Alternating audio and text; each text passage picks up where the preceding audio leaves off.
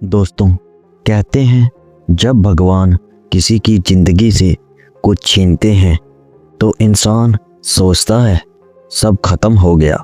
लेकिन सच्चाई यह है कि भगवान कभी कुछ छीनते नहीं, वो बस हमारी ज़िंदगी में किसी बड़ी चीज़ के लिए जगह बनाते हैं। आज की यह कहानी हर उस इंसान के लिए है जिसने ज़िंदगी में सब कुछ सही करने के बाद भी सब कुछ खो दिया। एक छोटे से गांव में रमेश नाम का एक आदमी रहता था। ना बहुत अमीर, ना बहुत पढ़ा लिखा, लेकिन दिल से बहुत सच्चा। उसके पिता ने सालों पहले एक छोटी सी दुकान खोली थी। उसी दुकान से घर चलता था, इज्जत चलती थी। पिता के गुजरने के बाद रमेश ने वही दुकान संभाली।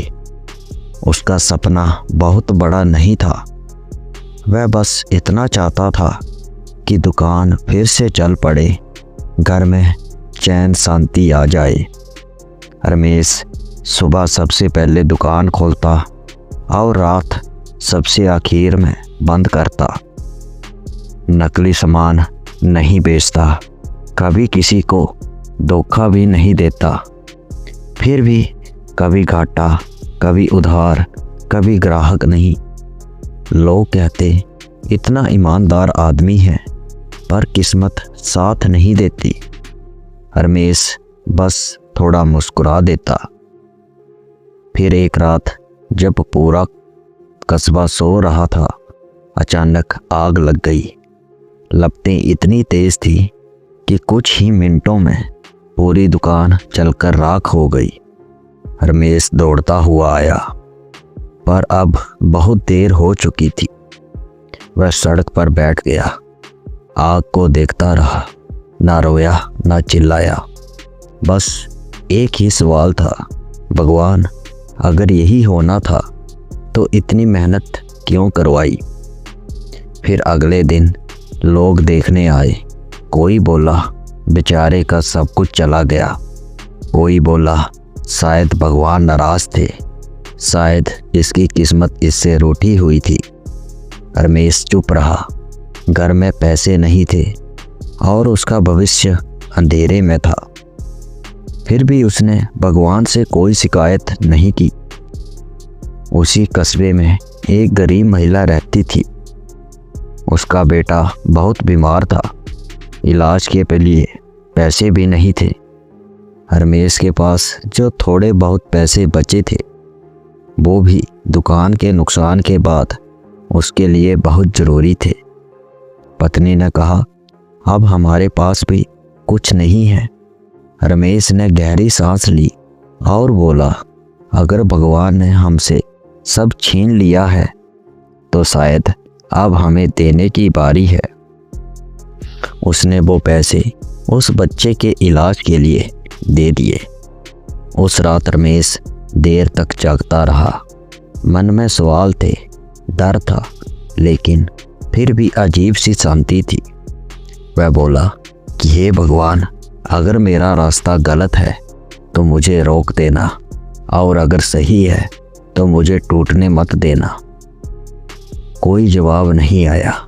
कुछ महीनों बाद सरकार ने ऐलान किया कि उसी इलाके में एक बड़ा कॉम्प्लेक्स बनने वाला था। जिस जगह रमेश की दुकान थी, वही ज़मीन सबसे ज़्यादा कीमती निकली।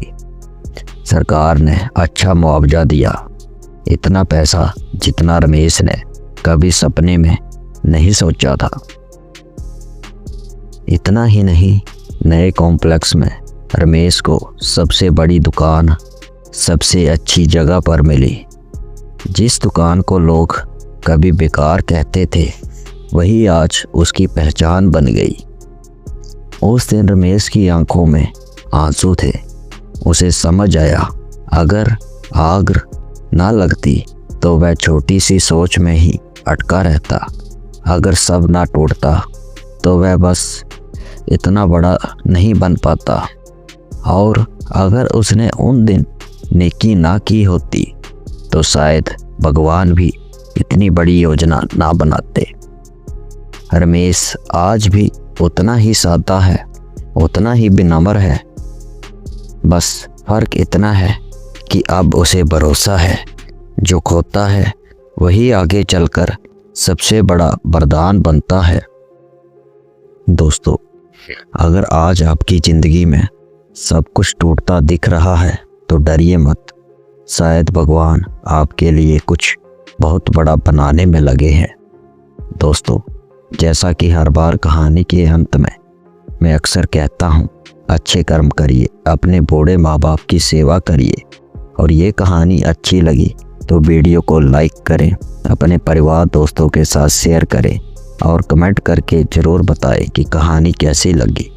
और ऐसी ही और कहानियों के लिए इस चैनल को सब्सक्राइब करें।